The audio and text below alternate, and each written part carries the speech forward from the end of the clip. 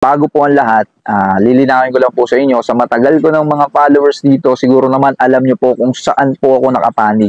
Ako po ay nakapanig sa NEC, National Executive Council. No? Doon po nakabilang ang aking Root Chapter BBX Community Chapter at ang welcoming chapter ko po ang Planters Community Chapter.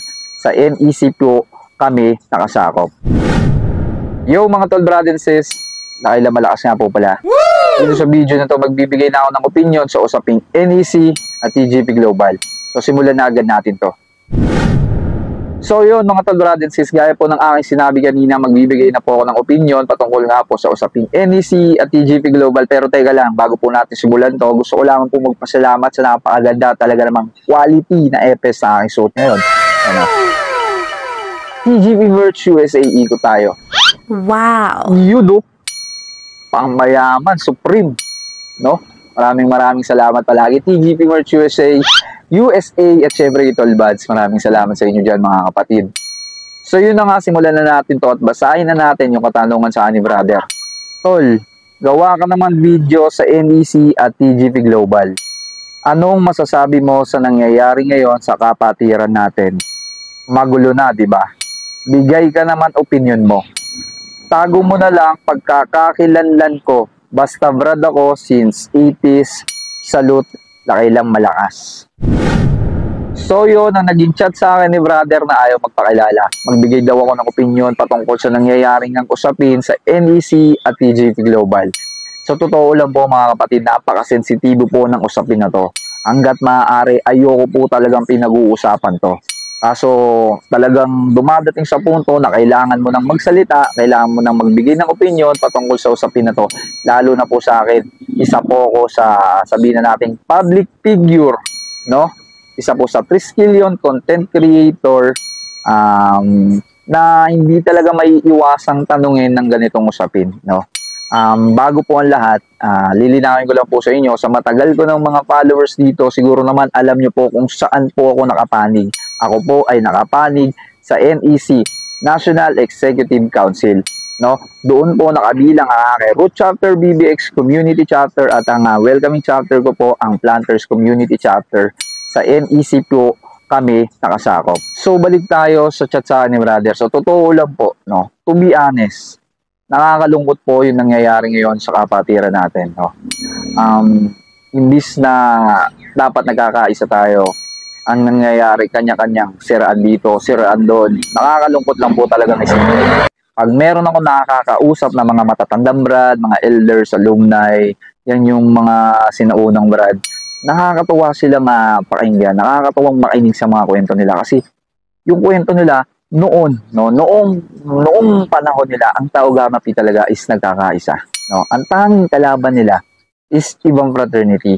Nakakalungkot lang na ngayon, triskilyon sa kapwa triskilyon, yung nangyayaring pagpapalitan ng masasakit na salita. Pansin nyo sa mga video ko, no? Pansin nyo, yung sa matatagal ko ng mga followers dito, never akong gumawa ng ganitong content patungkol sa usaping NEC at TGP Global kasi ayoko pong makisali dyan, no? Ayoko na pong makidagdag pa sa problemang dinadanas ng kapatiran natin. Hanggat maaari, kung mapapansin nyo yung mga videos ko, puro pampagood vibes.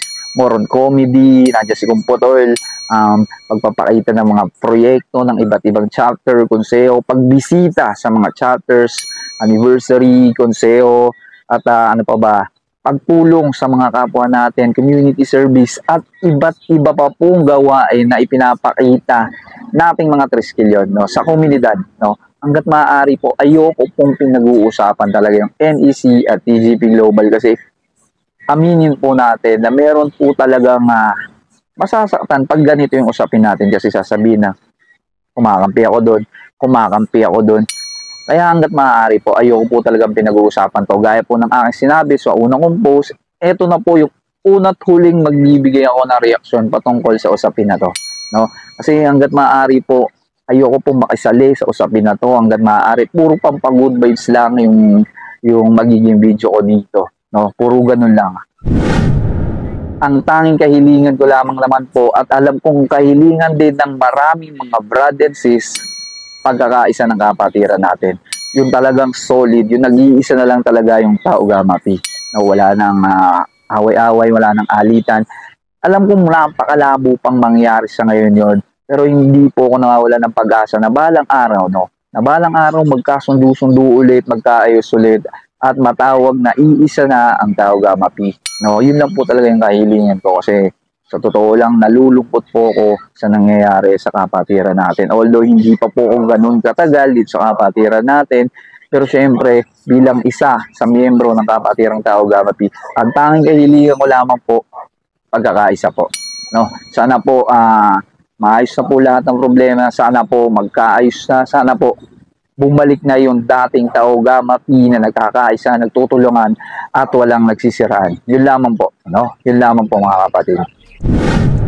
So yun po ang aking sagot dito sa naging chat sa ni brother. Alam ko pong hindi ko po mapiplease lahat na magustuhan yung aking sagot. Kumbaga yun lang po ang aking nasa puso, yun lang po talaga yung lumabas sa isipan at puso ko. Sana po magkaisa na po tayo, no? So maraming salamat po palagi sa lahat ng mga sumusuporta sa akin. Road to 80,000 followers na tayo muli. Sana po magkaisa na po talaga ang Tao Gamma Pi. Muli palagi po tayo mag-iingat mga kapatid, abante lang. Dahil lang malakas nga po pala